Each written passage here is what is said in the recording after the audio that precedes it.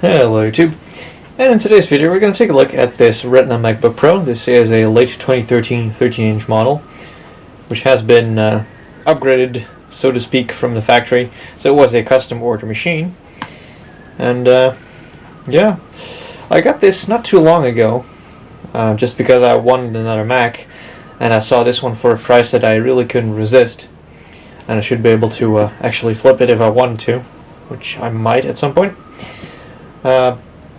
So I just took it. It's in really good condition. Of course, it is a almost 5-year-old laptop. It's 4.5 years old, just over 4 years now, actually. And that's always a risk. But the specifications really don't lie. This is a 2.6 GHz Core i5. This is already a Haswell machine. It has 8 GB of RAM, a 256 GB SSD, and Intel Iris graphics. So the major upgrades here are, of course, the 2.6 GHz i5, a 256 SSD. The base model has a 2.4 i5 and a 128 gig SSD. So that's a pretty neat upgrade right there. So this must have been a pretty expensive machine back in the day, and I didn't even pay half of what a new one would ever cost. So I think that's pretty good.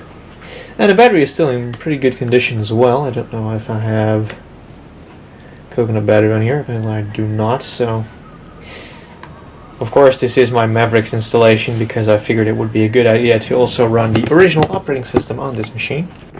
And of course, this thing being a Retina, the display is very sharp indeed. This machine does not suffer from the issues with the screen coating because the display unit on this one has actually been changed already. So let's put it on actual Retina mode. There we go. So yeah, this already has a brand spanking new display. There we go. Gorgeous Word 2011. Battery is still in good shape, like I mentioned. Right now it's saying it still has about 4 hours left. It's at 40%, and I can definitely say from using it in High Sierra, I think I got about around 6 to 10 hours usually on battery, depending on what I'm doing.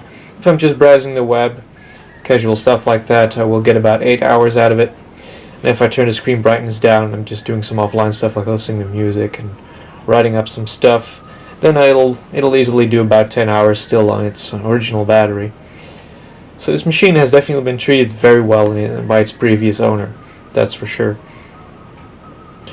And yeah, Mavericks really isn't all that amazing to see, but it's just a little bit of fun I had with the machine. So let's actually boot it up into something a bit more modern,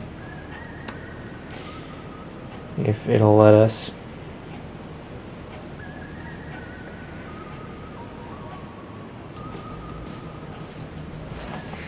Of course, while that is happening, we can also take a look at the keyboard on the machine. Of course, it is also in very good condition.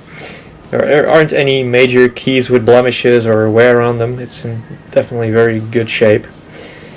The trackpad is also basically the same story, just have to hold down the option key here. It's also in good shape. Of course, it worked with all various gestures.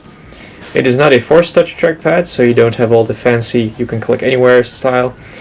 And it's just not as nice as the latest MacBooks in that regard, but the keyboard is a little bit better than what you find in, for instance, the 12-inch MacBook or the MacBook Pro from 2016. The 2017 MacBook Pros are actually reasonably nice to type on. They have the revised butterfly switches, and they're actually quite a bit nicer to type on.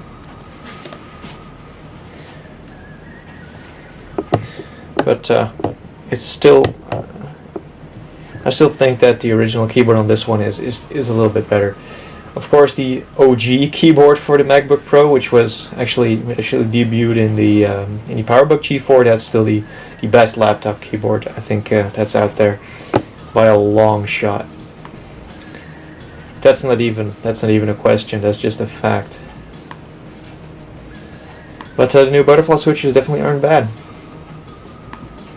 Definitely a very nice revision on that. So yeah, here we are in High Sierra. So now we're back in the modern days of macOS. Mavericks really shows what has been in terms of the Mac OS, and High Sierra is just the latest iteration, of course, showing the current direction and possibly the future direction of the Mac OS in Apple's vision there. I should have coconut battery in here so we can actually take a look at the real battery health here. So type in coconut. It's not actually showing anything.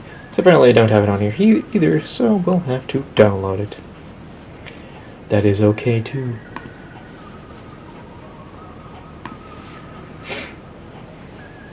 So, well, one thing I will say, I really enjoy using this machine because it's definitely super fast. Of course, it has the PCI Express SSD. This is one of the first generations of that.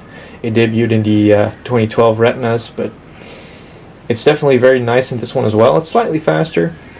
It doesn't come close to the 15-inch early 2015 Retina I used to have, and it definitely doesn't come close to the latest 2017 Retinas, but it's a very nice and very fast SSD. You really don't notice a difference between this one and the 2015 or the 2017.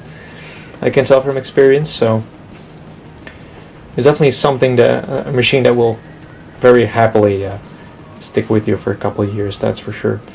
The design capacity here in Coconut Battery says the battery is still at 91.3% health. It has had about 280 cycles, so it's pretty lightly used over the years. And it is actually from the 14th of April of 2014, so it's actually a late 2013 model that was produced in early to mid 2014. So it is indeed just over 4 years old now. That's pretty good. And of course the battery is rapidly discharging at this point, but that's okay. Wow, now it actually, the design capacity is going up. It was at 90%, then it went to 91 point something, and now it's at 92.7%. Right, so that's accurate. Let's say it's 90%. It's still good. That's all that I care about. So I'm not really sure what the future is for this machine. I mean, I really, like I said, I enjoy using it. It's a very nice machine for doing my web browsing and email and just the casual stuff. I sometimes hook it up to my dual display setup on my desk. Just if I don't need to do anything graphically intensive, then I will use my MacBook Pro. And that suits me very well. I really like having a very light machine to carry around with me whenever I need to do some mobile stuff, and just when I don't really need all the graphical horsepower that my desktop offers, which is a Ryzen 7 2700X with 16 gigs of RAM and GTX 1060 and the good stuff. This is definitely for just your everyday tasks. And if I really don't need to use my desktop, I will actually dock this thing somewhere and use this with my dual displays. Because of course you can run a dual display on this machine, because if you take a look around the ports here, we have dual Thunderbolt 2, and on the other side of the laptop we have an HDMI. So what I basically do is I connect both of my displays with DisplayPort to my desktop usually, but my displays also have HDMI and VGA. I will usually connect the MacBook Pro via HDMI. I have a Thunderbolt to HDMI adapter, and this one just connects directly to one of the displays, and that suits me very well. Of course, we also have the USB 3s everywhere. We have two of those. We have a headphone jack, which is absent these days. Dual microphones on the side. The lightning port there, or lightning. What do I call it? Lightning. MagSafe. It's really getting out of fashion, isn't it? And of course an SD card slot that is also wired to the PCI Express bus, if I am not mistaken, which is nice if you have UFS SD cards. On the bottom we can see the major signs of that this machine was actually used, because of course you can obviously see there's a dent there, and I guess if my camera was actually somewhat decent, you could make out there's a couple of scratches on the bottom. And the feet have some wear marks. You can see the wear marks on the feet there. I think that is pretty visible. But that's about all there is to it. There's also something that you might notice if you take a look at this, the top of this display unit. It is a bit rougher than you would normally expect from a MacBook Pro. So this was probably a third-party display housing. The display itself is definitely the same quality as you would expect from an Apple display. So I think it is a real Retina display with just a third-party cover on it when they replaced it. So, but it doesn't bother me too much because this one is actually quite a bit more scratch resistant than the usual soft aluminum is. And this is really a bit more gritty, a bit more rough, and it definitely feels a lot more scratch resistant. And it has proven to be more scratch resistant as well. So that basically sums up my little experience here. And it also concludes the overview of my late 2013 13-inch Retina MacBook Pro. Again, whether it will be with me for a long time, I will not know. Until I actually decide to get another itch with the new Apple stuff, and I will actually buy myself a brand new MacBook Pro, which might happen. I sometimes do crazy impulsive stuff like that. We'll see it when that happens, and I'll do an unboxing, of course. But for the time being, I'm definitely enjoying this machine, and I am really wanting a bit more from the Mac. If only Apple would actually hurry up with their refresh for the 13-inch MacBook Pro, so I can actually get a quad-core Cable Lake refresh in a 13-inch non-touch bar model. That would be the perfect laptop for me. But we'll see when that happens. So that rumored cheaper MacBook Air replacement hasn't come around yet, so we'll see. But yeah, that's pretty much it. I hope you enjoyed this video. I thank you all for watching, and I'll see you guys in the next video.